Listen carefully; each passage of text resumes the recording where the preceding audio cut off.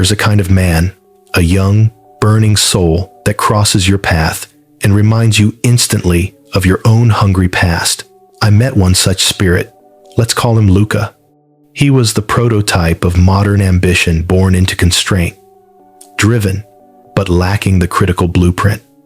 He was serving coffee in a cafe that felt less like Florence and more like a quiet corner of forgotten history. His eyes held that familiar, aching hunger, the kind only a man raised without a safety net truly understands. I watched him approach a man who was the antithesis of everything Luca represented. Well-dressed, yes, but etched with the permanent, sour scowl of a monarch deposed by time. We'll call him Signor Rigidity. This man was a fixture, always entrenched behind the financial section, murmuring curses about the good old days, the market, the way things used to be. When Luca, in his earnest hope, dared to ask for advice, the air went thick with the inevitable collision. Signor Rigidity didn't just answer. He issued a verdict.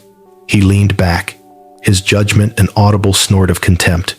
Your generation is lazy. You want the castle without the scars that build it. Luca tried to articulate his reality: 2 jobs, studying through the exhausted nights, but the old man cut him off with the clean cruelty of finality. Excuses. You people want palaces built for you. I watched this generational schism, and Machiavelli's brutal clarity surfaced in my mind. Men offend more by losing what they possess than by failing to gain what they desire. That's the tragedy of the entrenched older guard. They are so irrevocably wounded by the empire they have lost or failed to protect that they can no longer conceive of an empire that might be won. Their fear of future loss is masked by a contempt for present effort. I stood, not to defend Luca, but to redefine the battlefield. I looked the old man in the eye and said, "Perhaps what you call laziness is simply the courage to face a new war.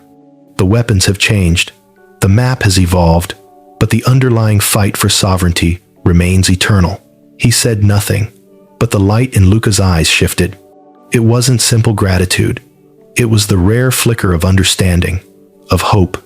Later, I found Luca hunched over his phone during his break, his face drawn from the relentless treadmill of young ambition. We spoke for an hour, and what I shared with him then is the principle I must distill for you now: the enduring geometry of power that elevated merchants to monarchs, artisans to bankers, and soldiers to rulers.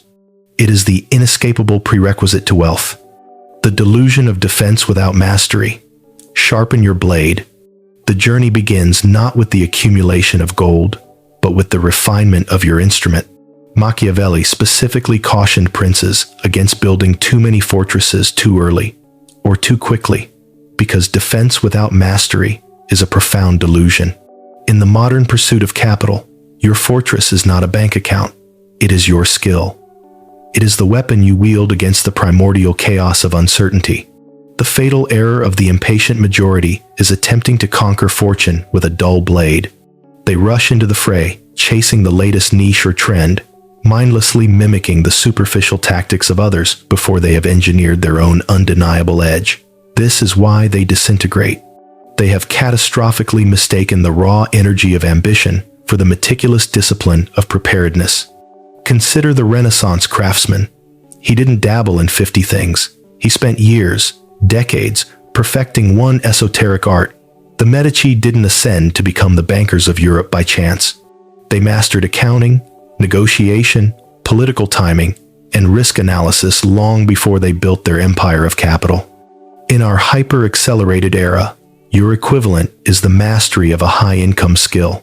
Elite copywriting, computational thinking, deep video editing, high-leverage sales, design, architecture, or strategic negotiation. These are not jobs. They are the leverage points of the new global economy. The men who command these arts command currency. Look at the titans. Before the world knew Elon Musk's name, he learned to code in the solitary corner of an office, turning lines of pure logic into a tradable, scalable currency. Jeff Bezos didn't launch an empire. He launched a fortress, an online bookstore. He then fortified that single niche with ruthless strategy until it became the monolith of Amazon. The powerful are never defined by a scattered portfolio of attempts. They are defined by the singularity of their first obsessional fortress. I told Luca, and I tell you, do not rush to establish a fragile, sprawling empire. Build a weapon no one can disarm you of. Cultivate a skill so sharp, so essential, that even if fortune strips you of every physical asset, every dollar, every property, you can rebuild faster than any adversary. Every enduringly rich man I have studied, from the Renaissance magnate to the modern entrepreneur, shares this terrifying truth. Take away all their money, and they will regenerate it within years. Why? Because they have cultivated their virtù, the discipline of virtue, enduring the grind.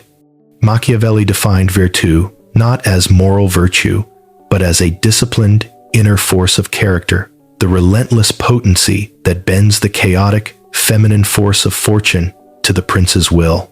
It is not genetic talent, nor is it cosmic luck.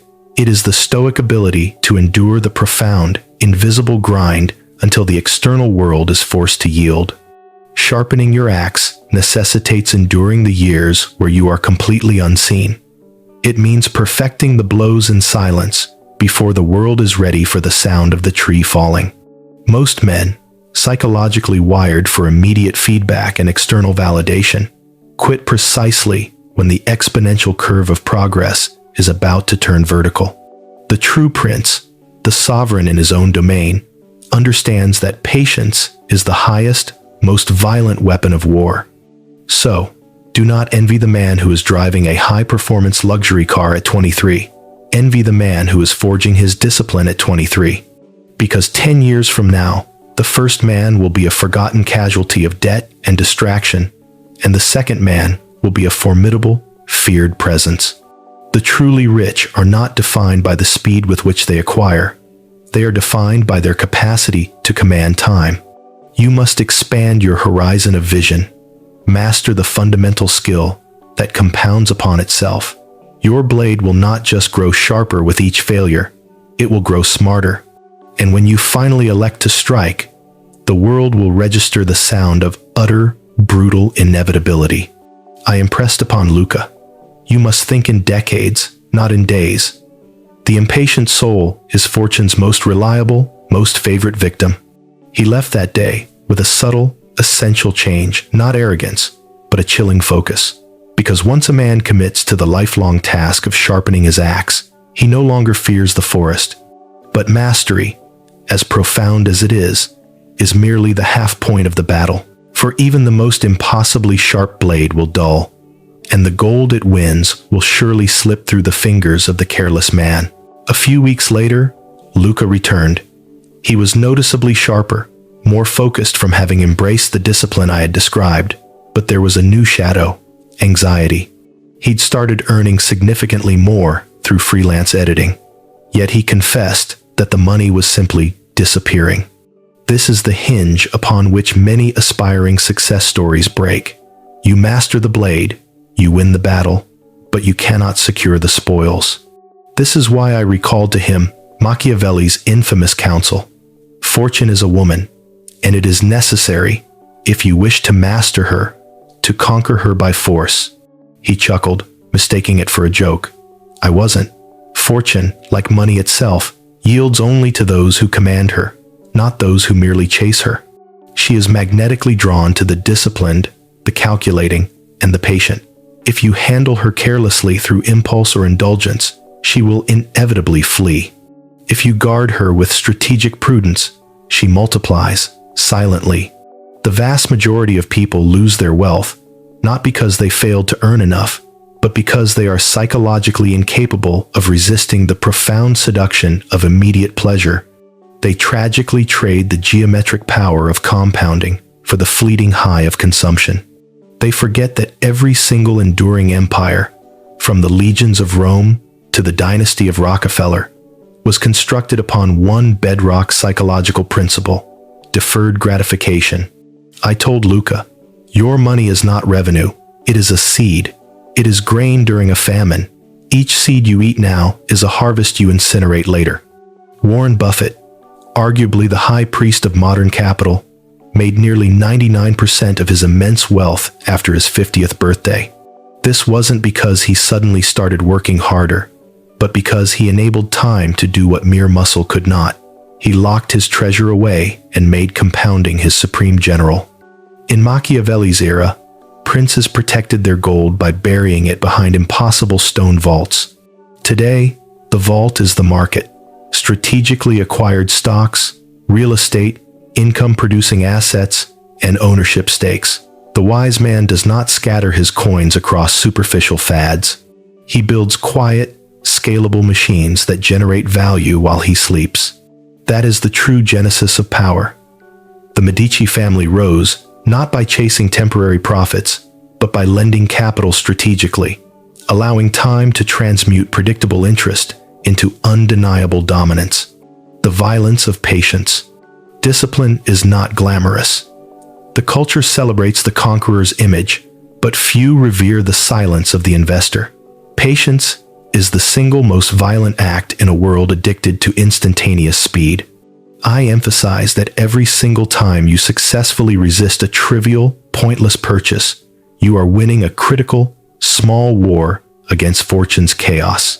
If you study the psychological profile of the world's enduring wealthy, you will find a consistent pattern. They have all mastered the art of delay. The early Rothschilds did not squander their initial profits.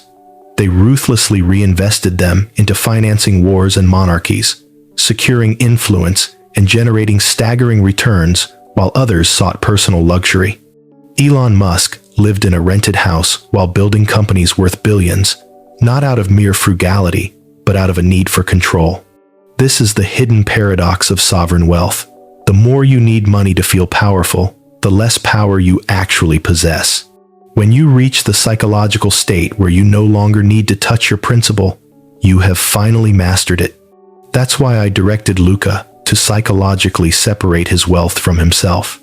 Invest a defined portion, lock it into assets, and pretend, psychologically, that it no longer exists. Let it compound silently while you maintain your focus on the task of building more. I vividly recall my own first significant profits.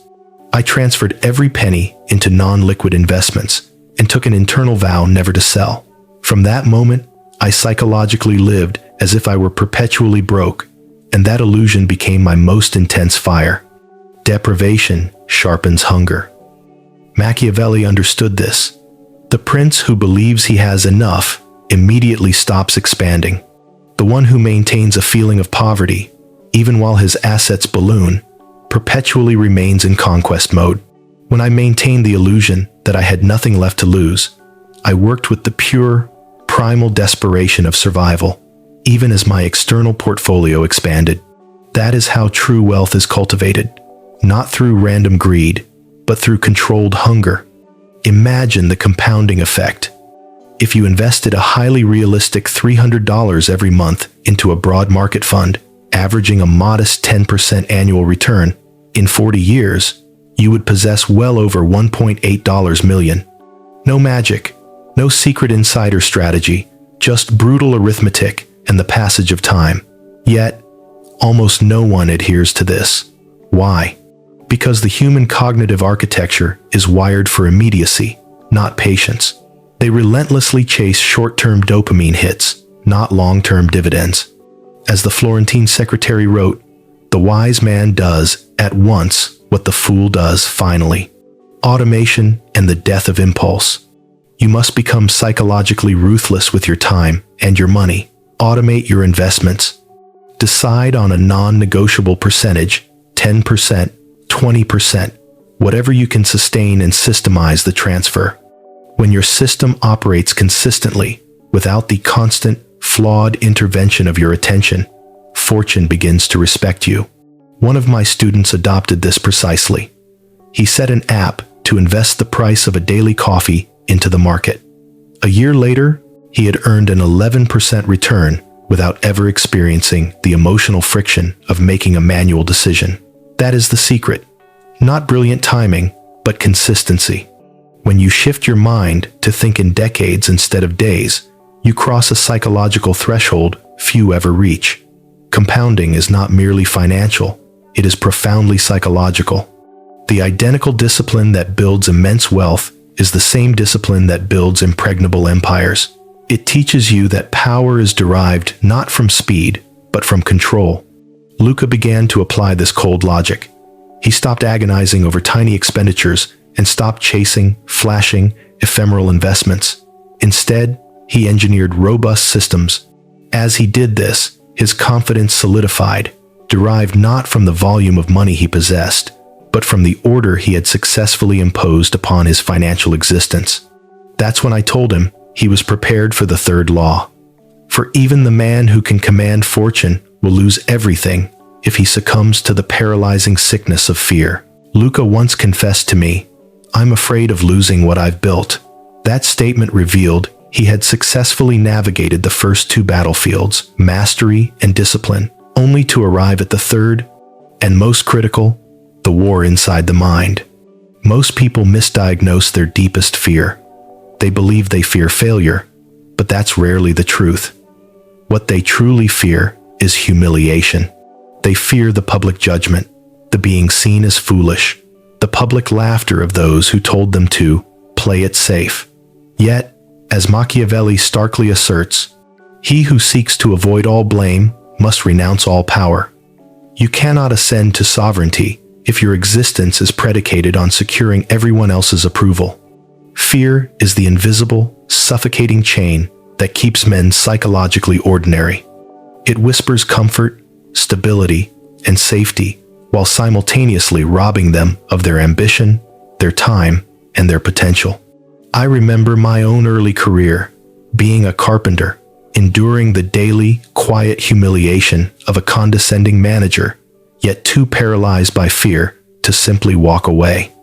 Then came the realization. Fear was already costing me everything I thought it was protecting, so I left. No plan, no guarantee.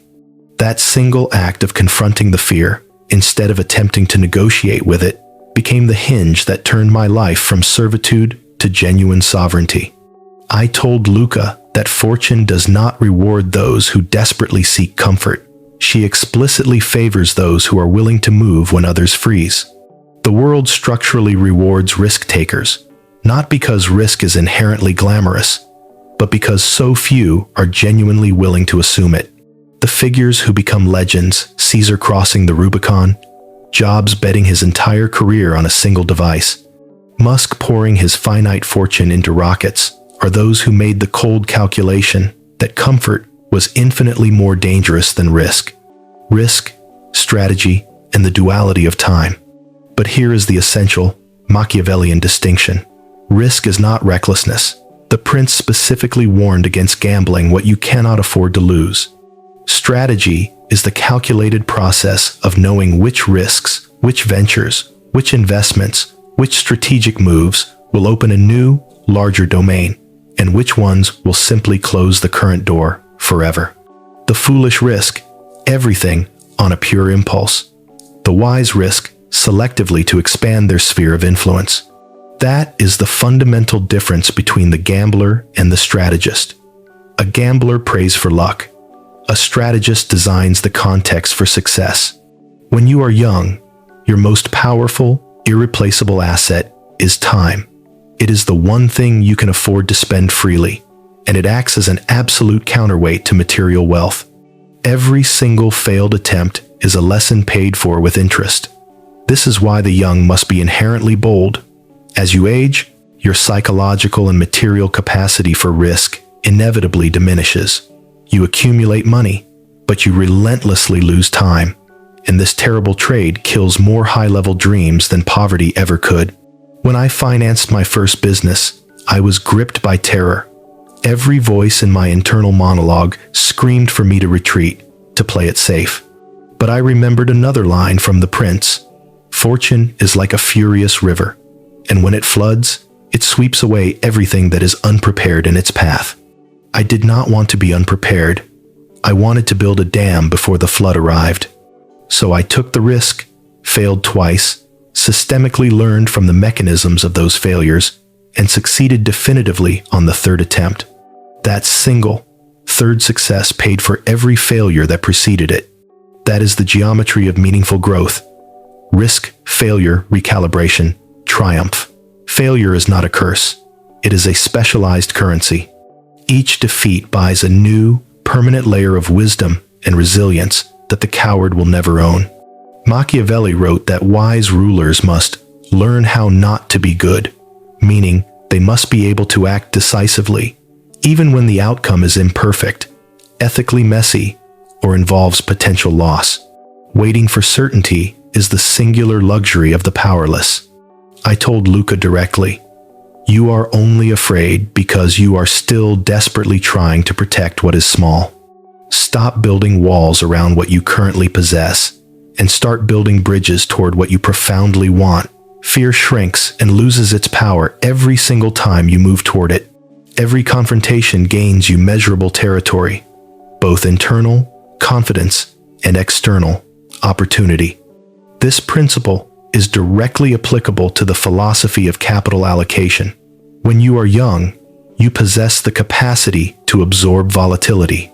Stocks, technology startups, and new ventures, these are the modern battlefields where the reward for courage compounds. The old are structurally incentivized to protect their gold. The young must be incentivized to multiply theirs. The fear of loss psychologically compels the poor to become poorer, while the wealthy instinctively understand that exposure to calculated risk is simply exposure to opportunity. Most men live their entire lives defending tiny, fragile castles, while a select few conquer kingdoms by daring to march decisively beyond the moat. Fortune, ultimately, belongs to the man who rides directly into the storms that everyone else is running from. Studiare la realtà, the weapon of constant learning. However, boldness without rigorous self-correction is simply self-immolation. That's why the next stage is absolutely non-negotiable: continual education. Machiavelli called this studiare la realtà, to study reality itself, relentlessly and objectively. Ignorance is the enemy's most subtle, lethal weapon. Many people climb the treacherous Mount Stupid, as demonstrated by the Dunning-Kruger curve, reference the image above, where shallow confidence makes them psychologically invincible, only for life to deliver a devastating, humbling blow. Luca was seeing this pattern in himself. "Every time I think I've figured it all out," he said, "something fundamentally changes." I nodded. "That is the empirical proof that you are growing. The prince who stops learning is the prince who immediately invites internal and external rebellion. The mind must update itself as relentlessly as an army must train, even in peacetime. Even now, in my own life, I study new technologies, new market architectures, new deep human behaviors. Knowledge keeps you dangerous. I once missed a monumental financial opportunity because I underestimated a new technological frontier, crypto, and vowed never again to repeat that mistake. Since then, I treat learning not as a casual hobby, but as an existential mandate for survival. A modern prince must feed his mind like a blacksmith feeds his forge daily, deliberately, and with superior fuel. Ignorance rots faster than poverty. The moment your brain ceases its active learning process, it decays into arrogance, and arrogance is always the immediate precursor to collapse. The moment you decide you know enough, fortune starts actively plotting your downfall. I left Luca with this psychological truth. First, master your fear. Then, master yourself. The man who can command his own internal landscape, his emotions, his impulses, his anxieties, is the man who can ultimately command his destiny. But even this profound internal mastery is rendered useless without the necessary external power structures. It is useless without the allies and the circle of power required to multiply your reach. When Luca next sought me out, months had passed. He was earning more than he'd ever conceived. His mind was sharp, his decisions surgically clean. But the question that now plagued him was one of permanence. How do I ensure I never fall back? How do I guarantee the endurance of what I've built? That is when I introduced him to Machiavelli's final, inescapable lesson. No prince rises or survives alone. The quality of the company you keep determines the absolute ceiling you will ultimately touch. In The Prince, Machiavelli is brutally clear. A prince is judged by the men he keeps about him. Surround yourself with intellectual or energetic mediocrity, and even your innate brilliance will inevitably dim. Surround yourself with uncompromising ambition, surgical precision, and relentless forward motion, and your own fire will feed ravenously on theirs. There is fascinating modern validation for this ancient wisdom.